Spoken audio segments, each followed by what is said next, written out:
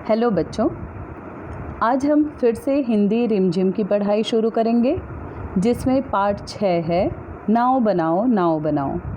श्री हरि कृष्ण दास गुप्त जी द्वारा रचित इस कविता में एक बहन अपने भाई से अनुनय विनय करती है कि बारिश के मौसम में कागज़ की एक नाव बनाकर दे, ताकि वो भी गली में उस नाव को तैराए बहते हुए पानी में और उसका आनंद उठाए।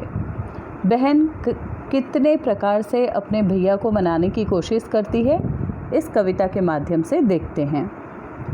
नाव बनाओ भैया मेरे जल्दी आओ, वह देखो पानी आया है, घिर घिर कर बादल छाया है, 7 समुंदर भर लाया है, तुम रस का सागर भर लाओ, भैया मेरे जल्दी आओ।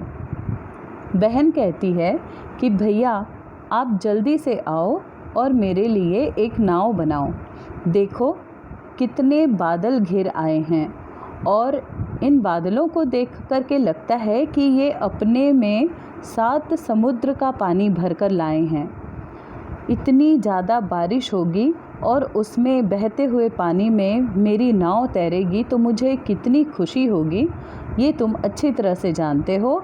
इसलिए भैया प्लीज़ जल्दी से आ जाओ और मेरे लिए प्यार से एक प्यारी सी नाव बना दो।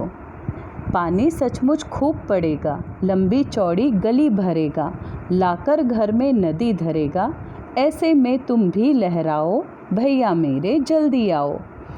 बहन अपने भैया से बताती है कि भैया इन बादलों को देख कर के लग रहा है कि इस बार बहुत ज़्यादा पानी गिरने वाला है, बहुत ही ज़ोर की बारिश आने वाली है और वह बारिश जो है वो लंबी चौड़ी गलियों को पूरी तरह से लबालब पानी से भर देगा और ऐसा लगता है कि हमारे घर के अंदर भी नदी आ जाएगी।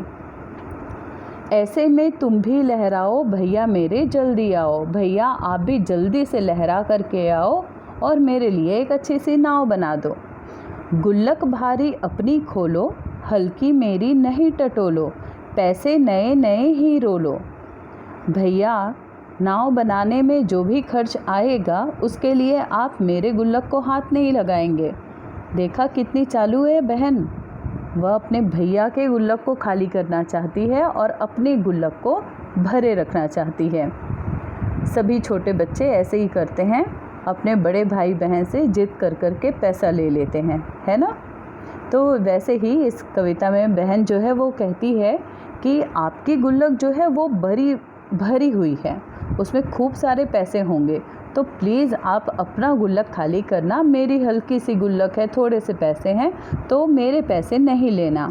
आप अपने पैसे निकालो और उन्हीं से बाज़ार जा कर के सामान लेकर आओ। फिर बाज़ार लपक तुम जाओ, भैया मेरे जल्दी आओ। भैया जल्दी से तुम लपक करके बाज़ार जाओ, मतलब झट से आप बाज़ार जाओ और मेरे लिए नाव बनाने का सामान लेकर आओ। हम सादे कागज़ से नाव बनाते हैं जब भी बारिश होती है, लेकिन ये बच्ची जो है वह चाहती है कि उसकी नाव जो है वो कलरफुल हो, रंग बिरंगी हो।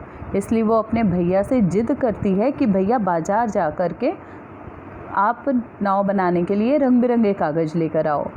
ले आओ कागज़ चमकीला, लाल हरा या नीला पीला, रंग बिरंगा खूब रंगीला, कैंची चुटकी हाथ चलाओ, भैया मेरे जल्दी आओ।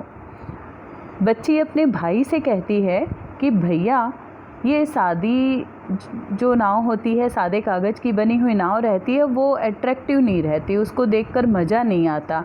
इसलिए आप जल्दी से भागकर बाज़ार जाइए और मेरे लिए लाल हरा नीला पीला अलग अलग प्रकार के अलग अलग रंग के कागज़ लेकर आइए। कुछ चमकीले कागज़ भी लाइए ताकि हम सुंदर सी नाव बना सकें।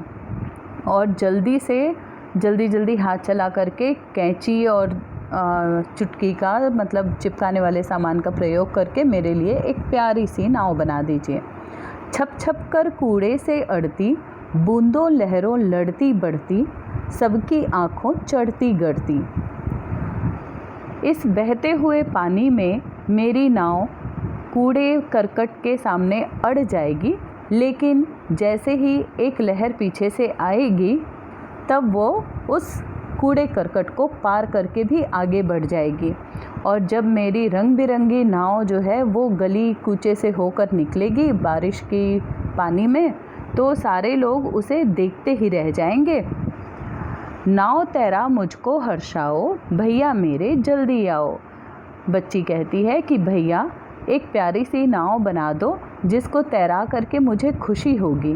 प्लीज़ भैया आप जल्दी से मेरे लिए नाव बना दो। क्या कहते, मेरे क्या बस का? क्यों? तब फिर यह किसके बस का? खोट सभी है बस आलस का। आलस छोड़ो सब कर पाओ, भैया मेरे जल्दी आओ।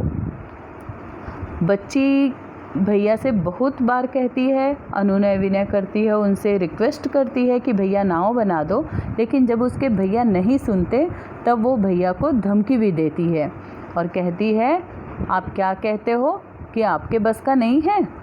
क्यों? अगर ये आपके बस का नहीं है तो फिर किसके बस का है?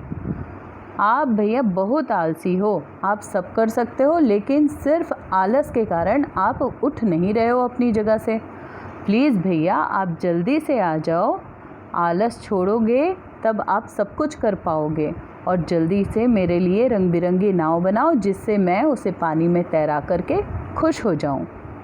बच्चों, यह कविता मज़ेदार तो है ही, इसके साथ ही ये हमें बहुत बड़ा सबक देती है, बहुत बड़ी शिक्षा देती है कि अगर हम आलस छोड़ दें तो हम वह सब कुछ कर पाएंगे जो हम सिर्फ सपने में सोचते रहते हैं।